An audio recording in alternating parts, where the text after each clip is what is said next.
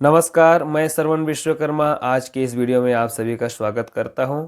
Harmonium कैसे बजाना है, पियानो कैसे बजाना है, इसके लिए साथियों का डिमांड लगातार रहता है और यह मेरा प्राइवेट वीडियो है जिसको मैं विशेष करके अपने प्राइवेट मेंबर्स लोगों को शेयर करता हूं ताकि वे आसानी से हारमोनियम या पियानो को बजाना सीख सकें।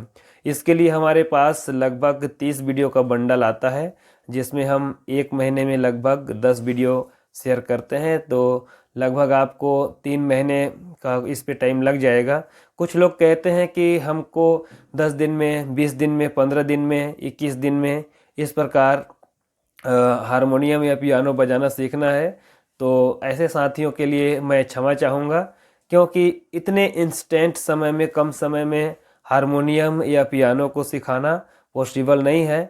हाँ, यूट्यूब पर आपको ऐसे वीडियो बहुत सारे मिल जाएंगे और उसकी संख्या हज़ारों, दसों हज़ार में होंगे जिसको आप देख करके यहाँ तक पहुँचे होंगे, पर उससे कोई फ़ायदा होने वाला नहीं है। तो आप एकदम थोड़ा सा पेशेंस बना करके रखें। हम इसके लिए 30 वीडियो तैयार करके रखे हैं जिसमें हमारा ये पहला वीडियो है। इस वीडियो में हम शुरुआती के कुछ पहलुओं पर बात करेंगे और इस प्रकार स्टेप बाय स्टेप हमारा वीडियो 30 वीडियो तक जाएगा जिसके लिए आपको लगभग 3 महीने का समय लग जाएगा। एक महीने में हम अधिकतर 15 वीडियो तक भेज सकते हैं, लेकिन वो अधिकतम हो जाएगा, तो आप 10 वीडियो एक महीने में मान करके चलेंगे और 10 वीडियो मैं आप लोगों को शेयर करूँगा। तो सबसे पहले अब शुरुआत करते हैं इस वीडियो को। और इस वीडियो में जो जानकारी होगा वो आपके स्केल्स से जुड़ी हुई होगी और स्केल्स की जानकारी सबसे पहले मैं आप लोगों को शेयर क्यों करूंगा, इसके बारे में मैं आप लोगों को अगले वीडियो में बताऊंगा। तो आइए वीडियो को शुरू करते हैं।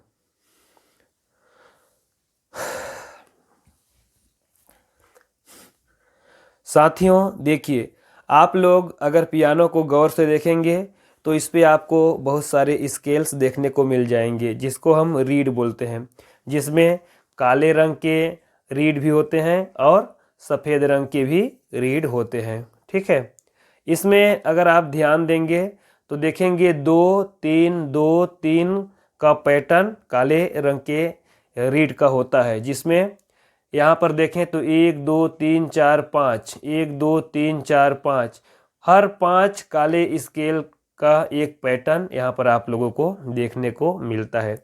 इस बात को आप अच्छे से समझ लीजिएगा कि जो भी हारमोनियम होगा या पियानो होगा उसमें जो स्केल, जो रीड का जमावड़ा होगा, जो क्रम होगा, वो 5 5 के क्रम में होगा, 5 5 के सेट में होगा। देखिए, 2 स्केल और 3 स्केल को मिला करके एक संपुट बन जाएगा, एक विभाग बन जाएगा, एक सेट बन जाएगा। ठीक है, यही सेट सेम आपको आगे मिलेगा, आगे जाएंगे तब भी वही सेट मिलेगा और आगे जाएंगे तब भी वही सेट मिलेगा, आगे जाएंगे तब भी वही सेट मिलेगा। देखिए, बात होता है कि जो भी हारमोनियम होता है या पियानो होता है उसमें टोटल जो रीड होता है, स्केल होता है, उसकी संख्या मात्र 12 होती है। ठीक है, 12 स्केलों का एक समूह बनता है जिसको हम हिंदी क्लासिकल म्यूजिक में सप्तक कहते हैं, समूह कहते हैं। अगर इसको हम गिने तो देख सकते हैं आप, यही पैटर्न वो आगे भी है पीछे भी है, तो हम इसको यहीं से गिन के बताते हैं। 1 2 3 4 5, इसमें 5 काले रीड होते हैं और सफ़ेद में 1 2 3 4 5 6 7, 7 आपके सफ़ेद रीड होते हैं। ठीक है, इसको हम सफ़ेद और काला नहीं कह सकते, इसको हम इस पैटर्न पे समझ सकते हैं कि टोटल हमारे पास हारमोनियम में या पियानो में एक सेट में, एक सप्तक में कुल 12 स्केल होते हैं, 12 रीड होते हैं। ठीक है, इसको आप अच्छी तरह से समझ लीजिएगा। और आप जानते भी हैं जो हमारे पास जो सुर की संख्या होती है वो 7 हमने सुना है, लेकिन अभी मैंने बताया आपको कि रीडों की संख्या 12 होती है। हाँ बिल्कुल, रीडों की संख्या 12 होती है, उसमें 12 स्वर होते हैं। आपने पहले 7 स्वर सुने थे, लेकिन अब ये 12 स्वर हैं। अब 12 स्वर क्यों हैं?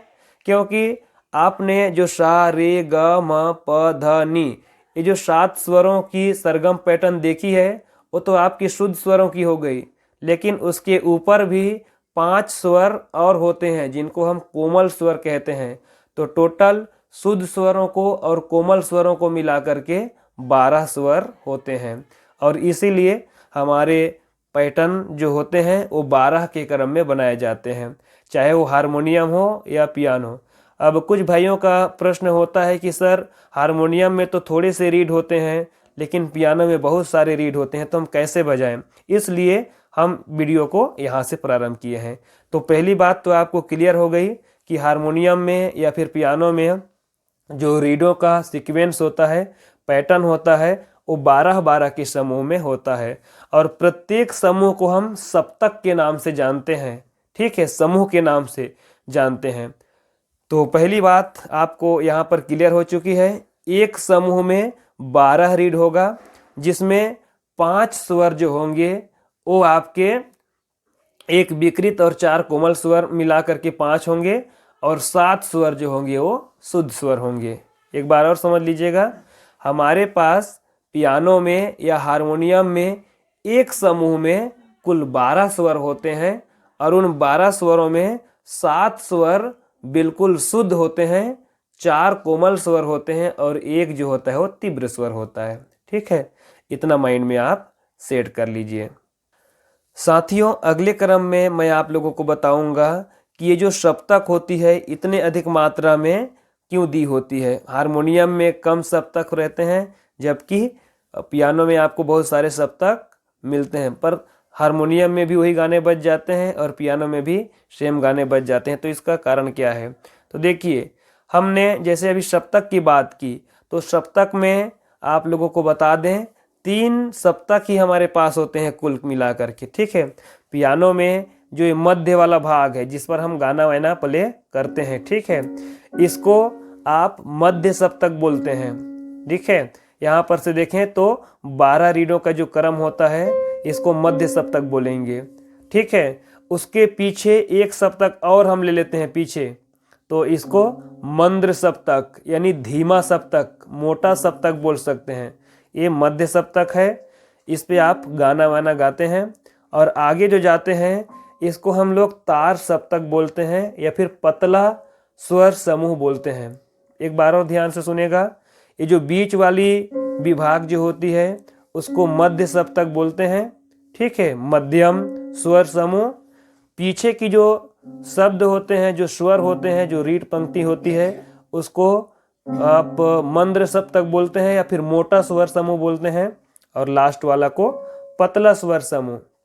एक बार आपको क्लियर और समझाता हूँ। देखिए, हमारे गले में जो आवाज़ निकल करके आती है, ठीक है, या फिर जो गाने बनते हैं उसमें आपने गौर किया होगा, उसमें 3 प्रकार के आवाज़ होते हैं। एक तो मोटी आवाज़ होती है, दूसरा मध्यम आवाज़ होता है, और एक तीखा आवाज़ या फिर पतला आवाज़ जिसको बोलते हैं। ठीक है, तीखा नहीं बोल सकते, पतला आवाज़ बोल सकते हैं।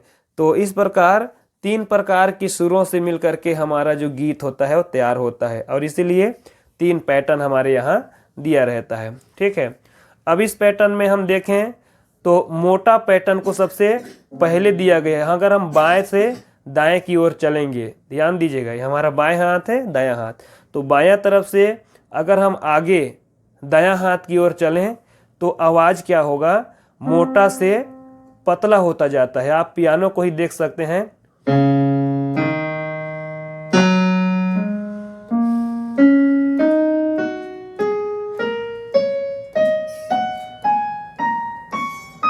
आप इस क्रम में देख सकते हैं, इधर की जो आवाज थी इधर की तुलना में काफी मोटा है। तो आपको ये समझ आना चाहिए मंद्र सप्तक। मंद्र सप्तक का मतलब, इसको हम दूसरे शब्द में मोटा सप्तक बोलते हैं, मोटा साउंड वाला सप्तक। तो मोटा साउंड का एक पैटर्न यहाँ पर दिया हुआ है, फिर मध्यम साउंड का एक पैटर्न दिया है, और फिर पतला साउंड का एक पैटर्न दिया है। ऐसा क्यों दिया जाता है और इसको मैं क्यों बता रहा हूँ? देखिए, जब आप गाना बजाएंगे तो उस समय आपके माइंड में बिल्कुल सटीक रीड आपको पता चले, या सटीक रीड तक आपका हाथ जाए, इसलिए सप्तक की जानकारी होना आपको बहुत ज़रूरी है। सप्तक की जानकारी नहीं होगा, आप गीत को अच्छी तरह से समझ नहीं पाएंगे। कौन सा गीत पतला रीड से बजेगा, कौन सा गीत मोटा रीड से बजेगा, इसके बारे में आपको वहाँ पर कन्फ्यूजन होगी। इसलिए सप्तक की जानकारी को अपने माइंड में अच्छी तरह से सेट कर लें। ठीक है, तो ये तो जानकारी हो गई सप्तक। एक बार रिपीट करूँगा, हमारे जो भी पियानो होता है, हारमोनियम होता है, उसमें 3 सप्तक हैं। एक मोटा सप्तक जिसका आवाज़ मोटा होता है, ठीक है, और उसके बाद एक मध्य सप्तक जिसका आवाज़ मध्यम होता है, और तीसरा सप्तक जिसका आवाज़ एकदम पतला होता है, तो उसको हम तार सप्तक बोलते हैं। पहला हो गया मंद्र सप्तक, दूसरा हो गया मध्य सप्तक और तीसरा तार सप्तक। ठीक है, अब यहाँ पर आपको ये ध्यान देना है, आपके बाएं हाथ से दाएं हाथ की ओर जब हम चलेंगे तो आवाज़ मोटा से पतला होता चला जाएगा। ठीक है, इसी प्रकार अगर आप दायां तरफ से बायां तरफ जाएंगे तो आपका आवाज़ पतला से मोटा होता चला जाएगा।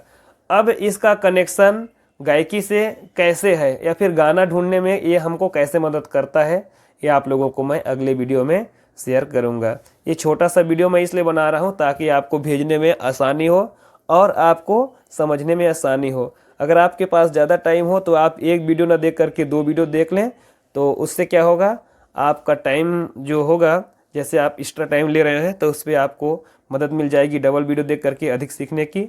और अगर टाइम कम होगा तो एक वीडियो देख करके आप अगले दिन के लिए दूसरे वीडियो का इंतजार कर सकते हैं। चलिए मिलते हैं अगले वीडियो में, जिसमें मैं इसके अगले पार्ट की जानकारी को शेयर करूंगा। धन्यवाद।